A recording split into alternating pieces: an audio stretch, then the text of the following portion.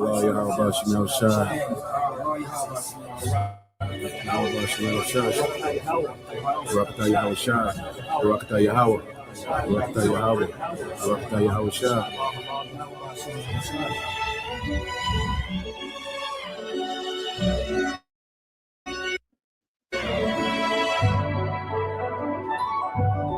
Well done, good and faithful servant.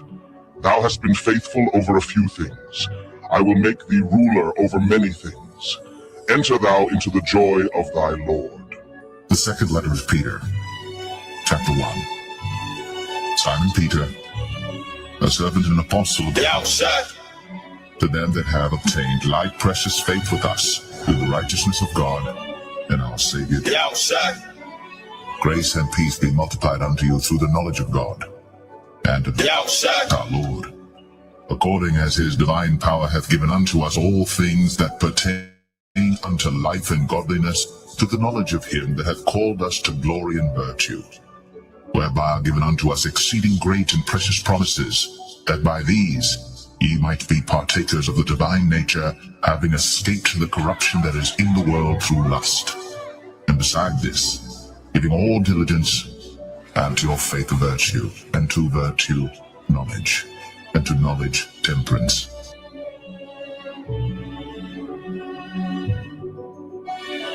Let the golden light of this sunset guide our hearts in peace. And to temperance, patience, and to patience, godliness, and to godliness, brotherly kindness, and to brotherly kindness, charity.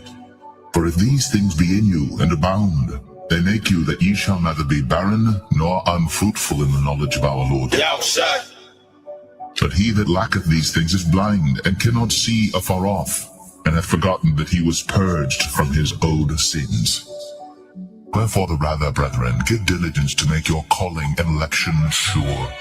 For if ye do these things, ye shall never fall. For so an entrance shall be ministered unto you abundantly into the everlasting kingdom of our Lord and Savior.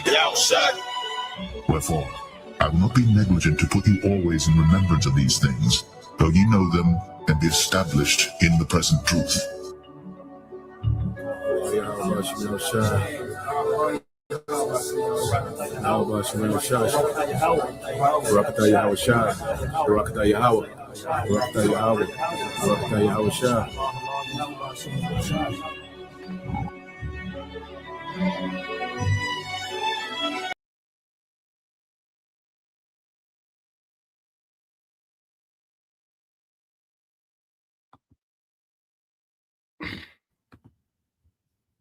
All right, Shalom. First and foremost, I would like to give all praise and glory unto Yahweh Bahashem, Yahweh Shah Bahashem, Rakakwadash, and double honors unto the apostles and the elders of GMS who rule well, teach well, being great examples to his younger brothers, and peace and blessings and salutation to the hopeful elect out there pushing his word and truth and in sincerity across the four winds in the name of Yahweh Bahashem, Yahweh Shah Bahashem, Rakakwadash, pushing to get up out of here. Shalom to the hopeful elect, the believers, the listeners who have came back to the obedience of the scriptures through faith in Yahweh Bashim Shah. All right, and what I want to get into with this lesson, all right, the devil at work, okay, destruction of motherhood, okay, as we know Esau Edom, all right, the scriptures say he was given power to take peace from the earth, all right, and this man is anti-life, you know, he's anti-peace, okay, he's anti-family, okay, everything that the Lord created, you know, for good, this man has turned into wickedness. You see, and this man has the earth completely turned upside down. Okay, and this is why, you know, Yahweh Shah is coming to uproot Esau from power. Okay, put his ass in captivity. All right, and he's going to be done away with. Okay, and these heathens that have been, you know, instilled, okay, and influenced by Esau. All right, this rigorous captivity, okay, is going to be for correction. It's going to be a punishment and for a correction for them. Okay, which Esau, he can't be corrected. You know, this thing was made with a default, okay, to where he can't receive correction. You know, he will always seek, for opportunity to do wickedness, okay, and establish wickedness in the earth, man. You see?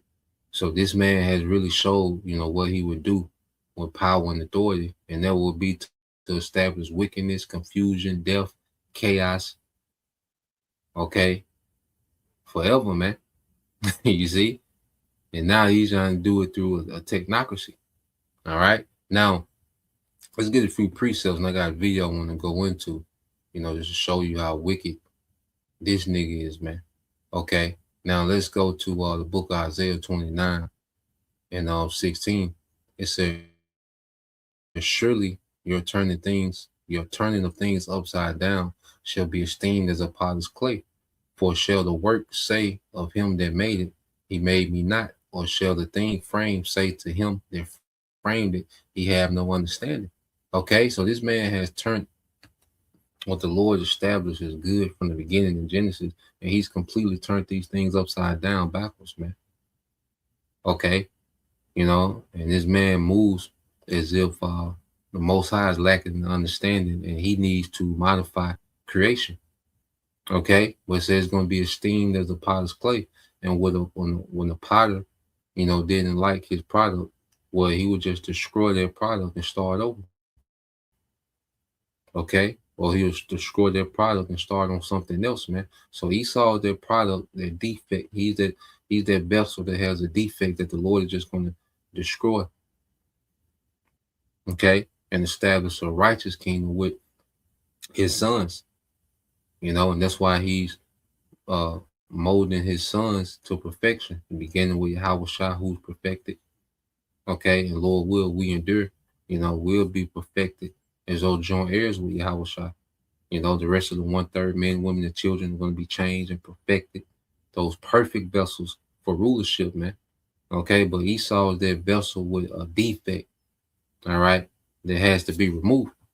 You see? So when you go here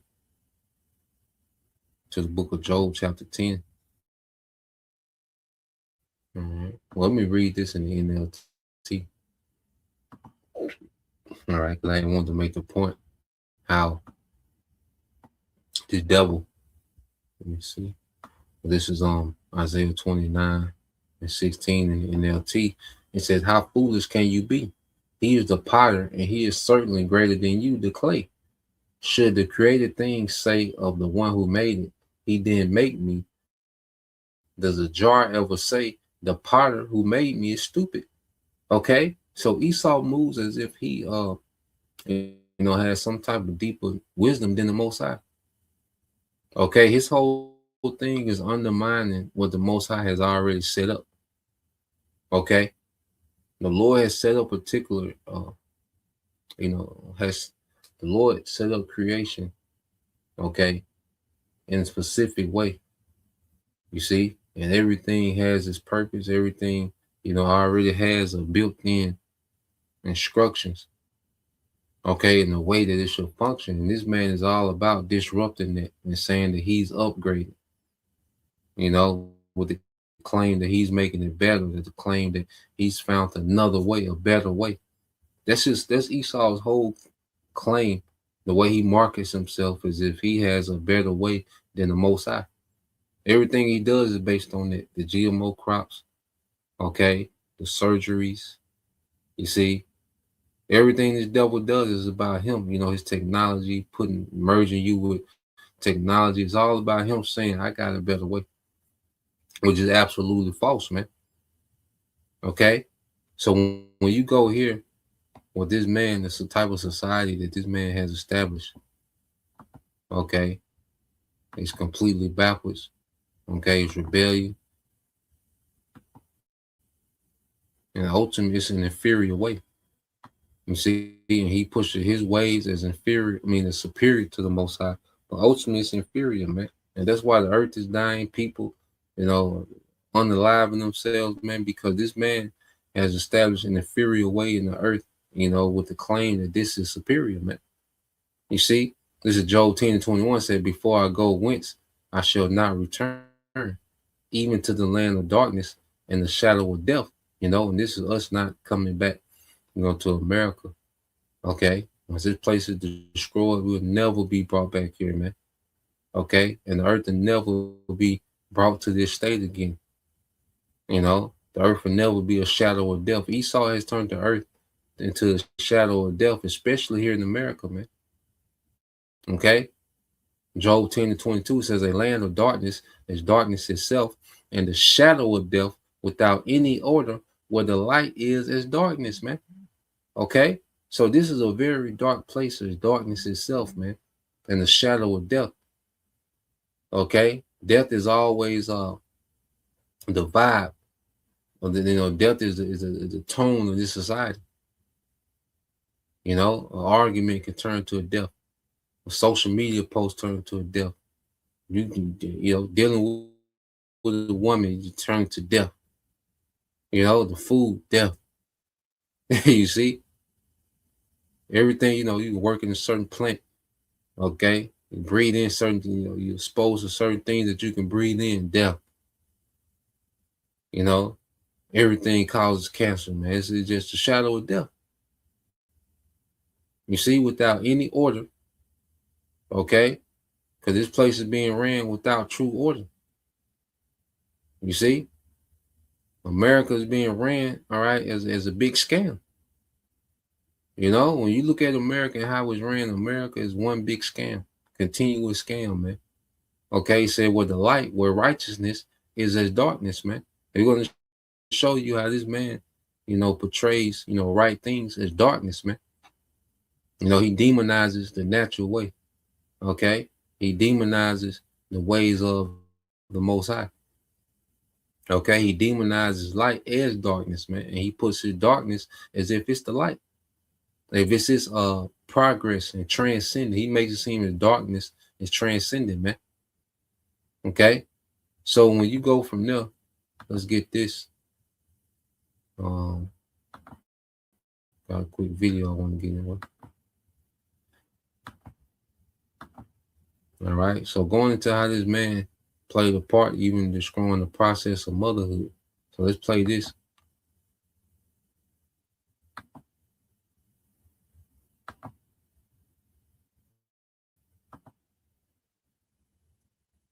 The United States ranks 56 in the world regarding outcomes for mother and baby. So what that means is mortality and morbidity. So mortality is death. Did they die?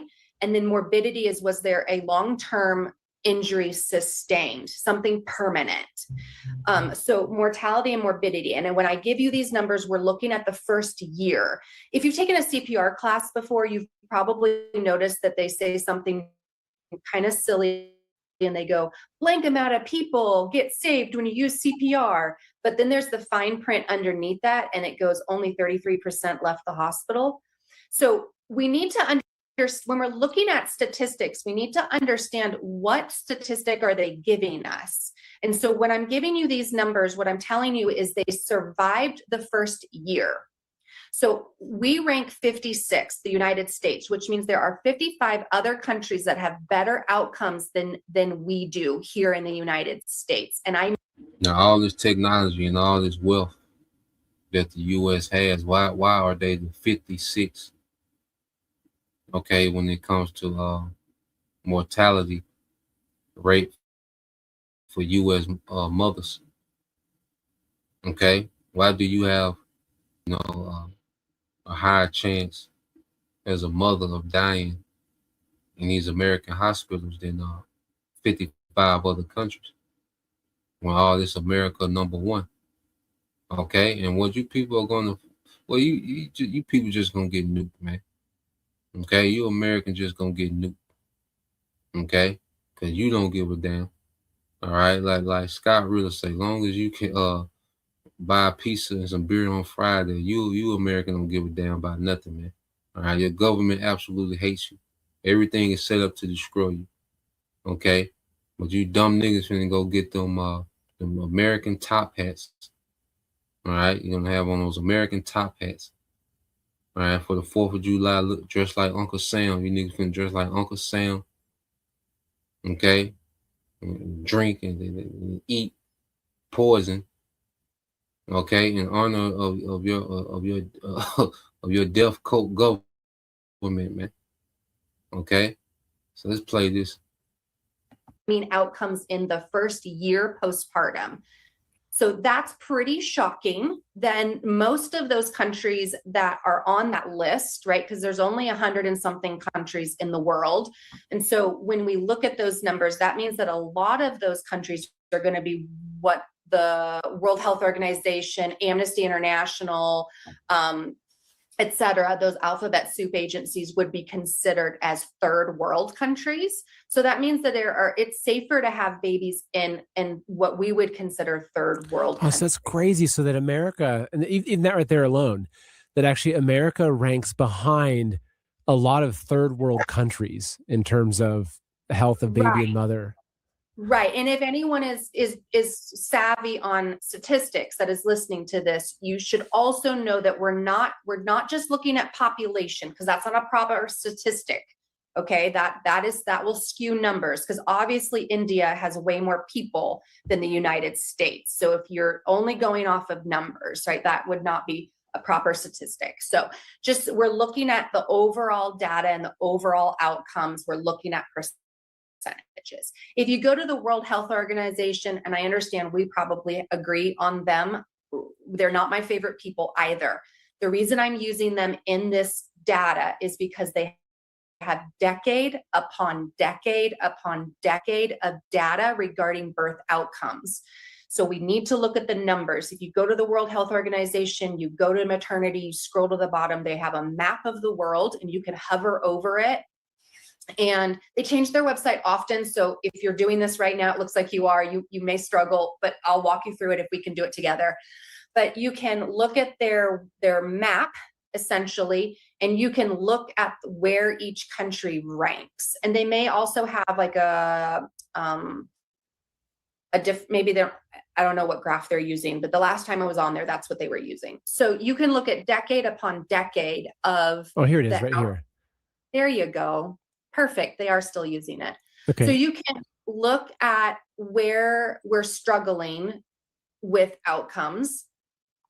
The United States also ranks 10th out of the top 10 industrialized nations. So who's on the top 10 industrialized nation list? That's going to be the UK, Ireland, Australia, Canada, a lot of the like Finland, Norway, right? Countries, a lot of European countries are going to be on the top 10 industrialized nations, and the United States ranks less. That means you have better outcomes for birth in Canada or Australia or the UK. And so anyone who loves statistics would be instantaneously asking, well, why? What are they doing different than the United States? And that's very easy.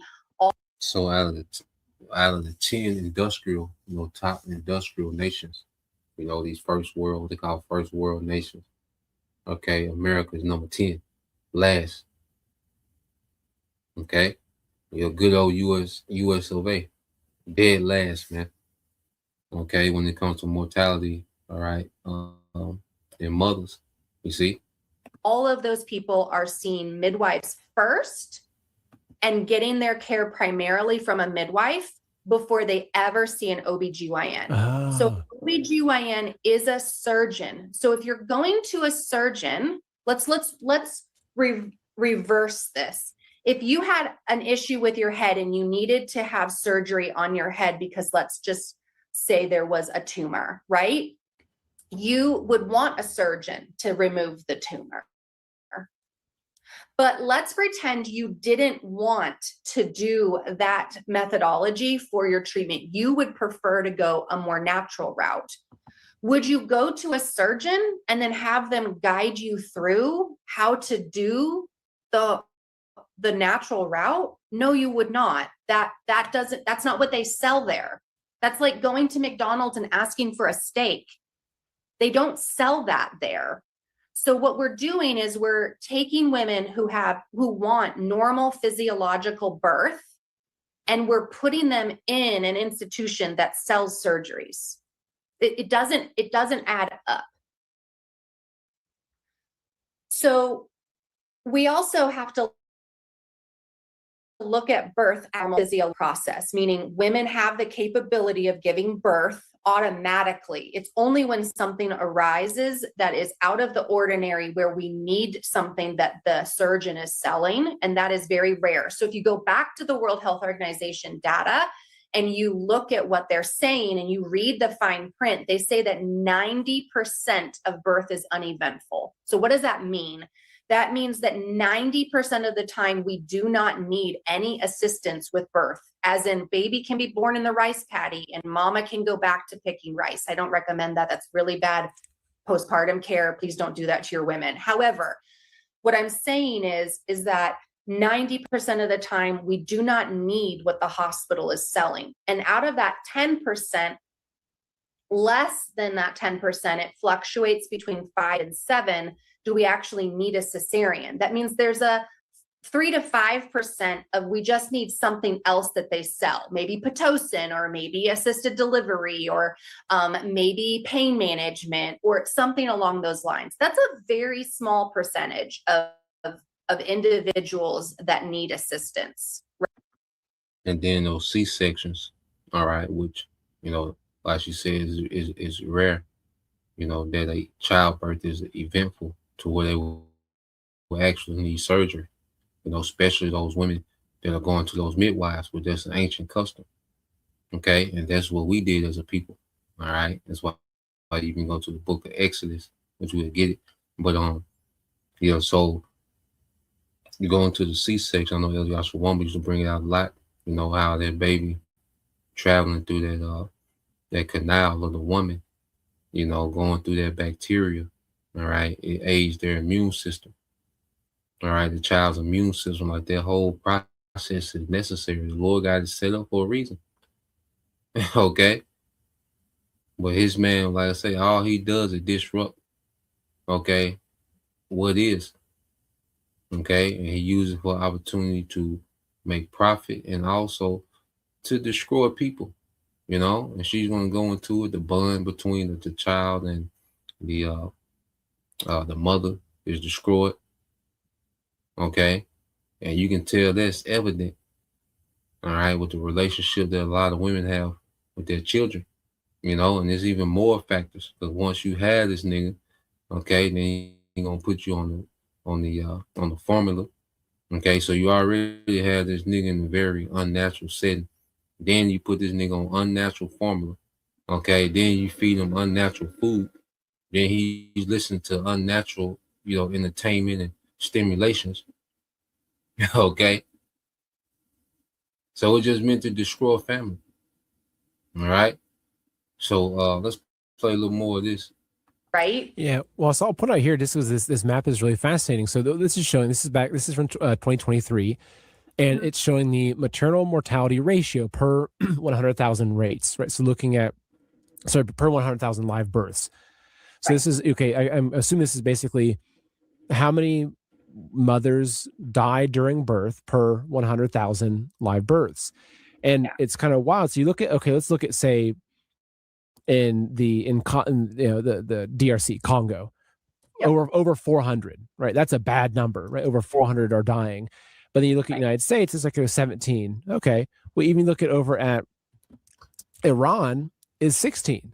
So actually, a mother has a higher chance of surviving birth in a hospital in Iran than United States, which is kind of midwives, or Romania, which is 12. Right. You look at, I think, 17 is not that bad. Well, yeah. Well, Australia is 2.3. Correct. You know, Sweden is 4. You know, Russia is 9.4. So Russia is almost double the health of the mother than America. I mean, even. And these are countries, a lot of countries that what he demonizes. Okay. These are certain countries that he demonizes, but it's much more healthy. All right. And much more safe for women. These are the same nations that he'll say hate women. You know, Iran, oh, they women are slaves. They women, they can't wear this and they can't, you know. And he may seem like he loved women so goddamn much. Okay. And a bunch of simple ass stupid women still believe that their love, their government cares for them in America because they allow them to be whores and get C-sections. Okay? And OnlyFans. You know, they look at that, the society is you know, is woman friendly. No, it destroys you, man. You see?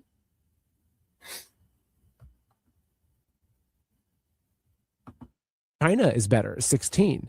So for all the people that think, oh, America is just, we're the best, we're the number one, this is shocking to people that, especially that this is their first time hearing it. Right. And when you think about how many babies are born per year, it sounds like only 17 women are dying, right? If we're just, because if you read that and you don't understand statistics, you're going, oh, just 17. But no, there's not 100,000 births in a year. There's multiple hundreds of thousands of births every year, which means, and it wouldn't even matter if it was only 17 women, because now we're going, those 17 women belong to families. There's someone's wife, mother, daughter, auntie. When we lose a woman in a family unit, there's a huge shift, right? There's a lot of things that are no longer going to get done. There are a lot of things that change in a family dynamic when we lose a woman. So that's huge, right? Children no longer have a parent that's a primary caregiver, right? There's a lot of things that happen in a family when we lose a mama. Our mama's going to die during birth. Yes. Our baby's going to die during birth. Yes. The act of dying is a part of being alive, right? We live in a fallen world. So that is absolutely part of being alive, is dying, and we're not guaranteed how many days we get on this planet. So we have to also look at that from that lens as well, but we want to minimize that as much as we can. And we have countries that are doing things completely different than us and having way better outcomes, and it is midwives. And that is understanding what that word means, and that is women caring for women.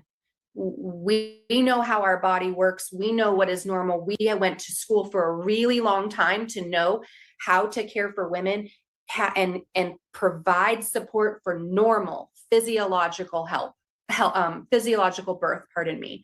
You don't need help going to the bathroom in the morning. Each one of us wake up, we go to the bathroom, we pee, we don't need any assistance. Are there people on this planet that need assistance to do that? Yes, but that is very far and few between. However, if you and I woke up in the morning and there was an entire group of people in my bathroom that I don't know, I've never met before, bright lights, my legs thrown up in stirrups, there's no way I could pee. I can't perform under that type of pressure. Why are we doing that to women? Why are we putting them in that situation? Well, and that's, because I remember when I was kind of studying this and going through the process with my wife, again, through 2 different births, that one of the big things that I learned was that a woman's level of oxytocin is directly related to her ability to loosen up and give birth. And so Absolutely. that oxytocin comes from me massaging her, us playing peaceful music, creating that environment where she feels really safe, versus, like you mentioned, if you're sitting in this sterile white hospital room with bright fluorescent lights, with multiple people that all have masks on, by the way, and some male doctor, right? Any normal woman is going to feel some level of stress, with spiking cortisol, whatever it is. If she's spread open and there's some strange guy that's there looking at her with a clipboard, I mean, it's like, no wonder that so often they're doing cesareans, or you talk to a friend, oh, I had a 36-hour labor, oh, I had a 24-hour labor, the baby wasn't coming, they did a cesarean. It's like they're not looking, from what I'm seeing, it's, I guess you could say, it's planned this way, that it's like almost as if they're intentionally trying to make it as difficult as possible. That way they can sell their cesareans, they can sell their Pitocin. I mean, what do you think about that? Well, that's Yeah, and this is the devil. He intentionally, because he searches these things out, so he intentionally makes things difficult, okay, so he can sell you a product, okay, and destroy you, have long-term, all right, effects that destroy you, because he knows these things, the birth canal, okay, and the benefits of the child. He knows these things, man. All right, but he's the devil. Okay, so let's get some precepts. All right. Let's get some precepts, man. Esau was just a goddamn devil, man. This not medical information or suggesting, you know, how anyone should go forward with birth. We're just going into how it should be and how it is. Okay, because at the end of the day, all right, this place needs to be destroyed. Okay, and Yahweh Shai, all right, needs to rule the earth in righteousness, man. Okay, that's a solution to the madness that this man has going on. Okay, now you go here. So when you go into the history, all right, I just looked up the history of the demonization of midwives. It says, uh, it said the demonization of midwives in America was a systemic century-long campaign driven by medical establishment, all right, by the medical establishment during the 19th and early 20th centuries. Male physicians and American Medical Association, these are Edomites, American Medical Association actively pushed midwives out of practice by branding them as dirty, ignorant, and dangerous. The rise of organized medicine and uh, was it obscure uh, obstetrics, if I'm saying it right, obstetrics. I think I'm saying, yeah, obstetrics. It says position competition. It says in the late 1800s and early 1900s, obstetrics. Okay, obstetrics. I think I'm saying it right. Yeah, obstetrics is growing lucrative business, medical, and that's just going into his way of childbirth. Through the hospitals. Okay. And it says medical professionals aim to shift birth from home into hospitals, which require removing midwives who historically attended home births. It says the Flexner Report. In 1910, this influential report recommended the standardization of medical education and actively called for hospital deliveries and the abolition of midwifery. Okay, the abolition of midwifery. It says prominent obstetricians, all right, in medical journals openly disparage or, you know, demonize, okay, the practice in 1915. Okay, they began to demonize heavy, all right, being the midwife. All right, said Dr. Joseph D. Lee famously referred to midwifery as relic, all right, a relic of barbarism, okay, as if his way was superior. Here it is, you have the midwife, these women that coach these women through the birth. Okay, they coach these women up, they're familiar with these women, they grow relationships, they grow bonds, and they push the woman at ease to, push out the baby, and then they're using gravity, with the stool, which, so we'll get that in Exodus. Okay, you have this natural birth, and then you have the you first have the child. The woman is supposed to put the child to her skin. They're supposed to be skin to skin. She's supposed to touch her skin with the child's skin. That's a part of their bonding. Okay, but in this hospital, what they do, they have the child, and then they separate the child and the mother immediately. Okay, and they do that intentionally, man. But he say the midwifery is barbarism. It's barbaric, basically. Okay, but his way is superior. The big, building, and you see the lights, and all these, so-called health professionals. Okay, and that's what this man does, man. He always presents his way as superior and the way of the Most High inferior.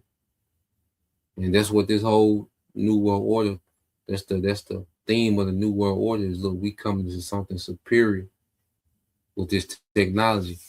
You see, it said hospital births and university trained doctors were positioned as a premium standard, while midwifery was culturally framed as an inferior second-class healthcare option for the poor.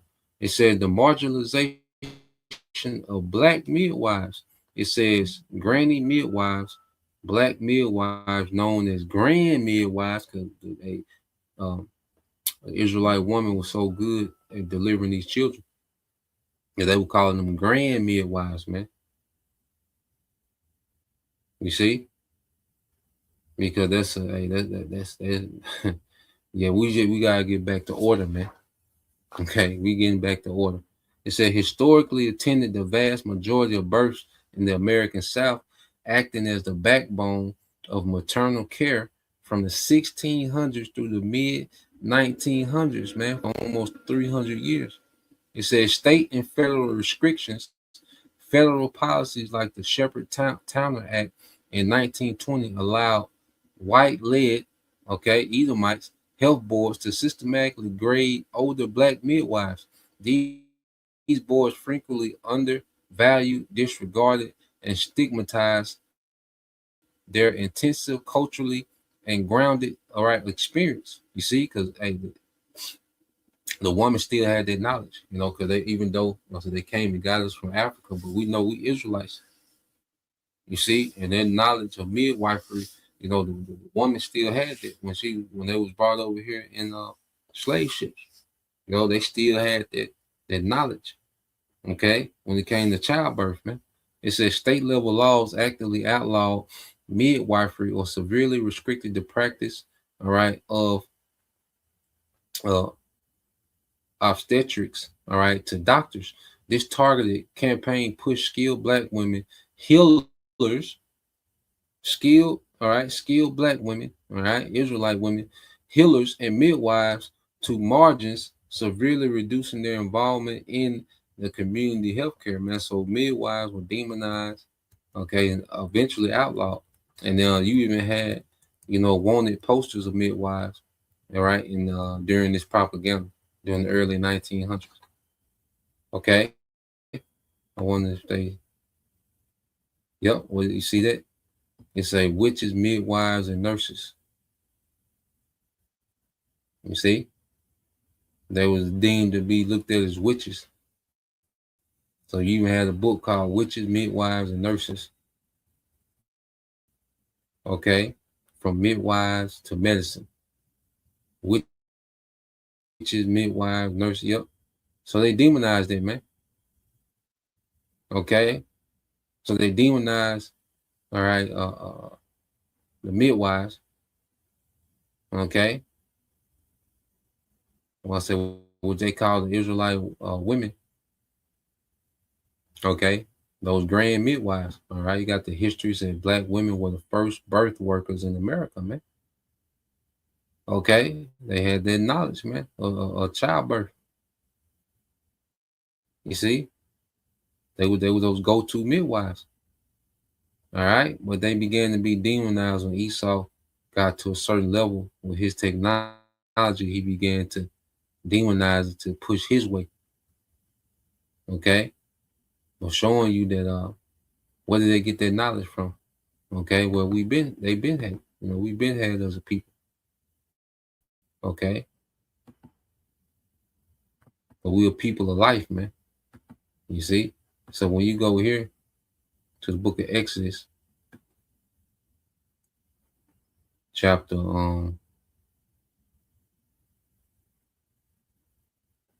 let's get to the point. So this is when Pharaoh wanted to reduce the male population, okay, among Jake, because he's seen Israel populated. That he looked at, he was intimidated. You see Pharaoh looking at Jake, you know, working, you know, this nigga intimidated. So then they were like, look, we gotta start knocking the male population down, because that's what the strength of a nation is. Okay. So when you go to Exodus 1 and 15, it says, and the king of Egypt spake to the Hebrew midwives, you see that? Of which the name of the one was Sapphira and the name of the other was Puah. And he said, when you do the office of a midwife to the Hebrew women and see them upon the stools, showing you that it was on stools using with gravity to help them with the childbirth, okay? And this is not medical information, okay? This is not medical suggestions, okay? Just going through the history and the facts. All right, it says, if it be a son, then you shall kill him. But if it be a daughter, then she shall live. But the midwives feared the Most High and did not as the king of Egypt commanded them, but saved the men children alive, because those women understood that the strength of their nation was the men. They valued the men of their nation. Okay. It says, verse 18 said, the king of Egypt called for the midwives and said unto them, why have you done this thing and have saved the men children alive? And the midwives said unto Pharaoh, because the Hebrew women are not as the Egyptian women, for they are lively and are delivered ere the midwife come in unto them, and babies just coming out. You know, and then they was running game on Pharaoh too, because they didn't want to destroy, all right, the men of their nation, man. Okay, why? Because see, in Esau's hospital, which, you know, even child mortality, okay, is high. Infant mortality is higher than other nations. Why is that, man? Because these women don't give a damn about these children. You're just another person coming in there giving birth. Okay, but these women, well, they will grow a bond with the woman, with the mother. A lot of times it'll be their kinsmen, then it's of their own nation. Okay, so these women, you know, they knew these women, so it's like, I'm not finna, you know, you're a midwife, but this midwife might be your best friend. You're not finna, you know, kill your best friend's son. You know, damn that nigga Pharaoh, man. Okay, but most of you women listen to the modern Pharaoh of Egypt, of New Egypt, America, man. Okay, and you don't mind, you know, you delete the pregnancy. Okay, it said, therefore the Most High dealt well with the midwives, and the people multiplied and waxed very mighty. Okay, so midwives was a thing even going back to Exodus, man. This is ancient practice, man. Okay, it was a normal part of childbirth. Okay, but in this modern era, there's something that Esau demonized. Okay, and you know, he transferred, you know, the childbirth, you know, to his way. Okay, which has, you know, all type of negative effects, man, when you go into it. You see? So let's go here, man, because this devil, let's get this in the book of Proverbs chapter 4.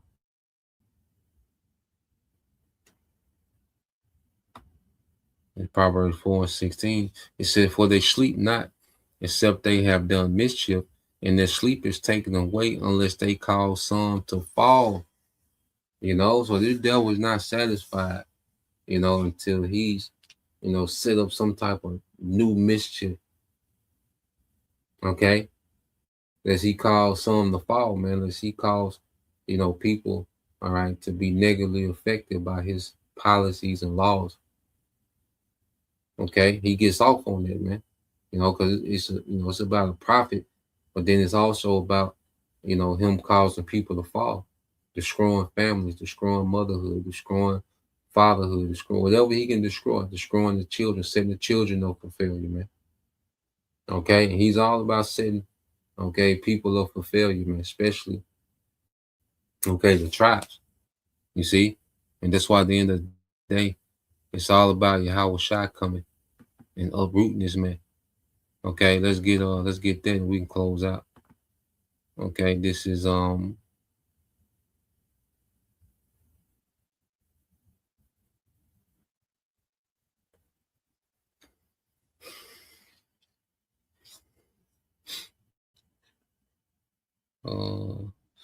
let's get that in the book of 2nd Esdras.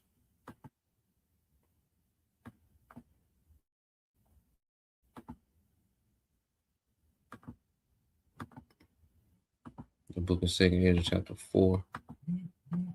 I believe 20, started 28. All right, this is the book of 2nd Esdras, chapter 4, verse 28.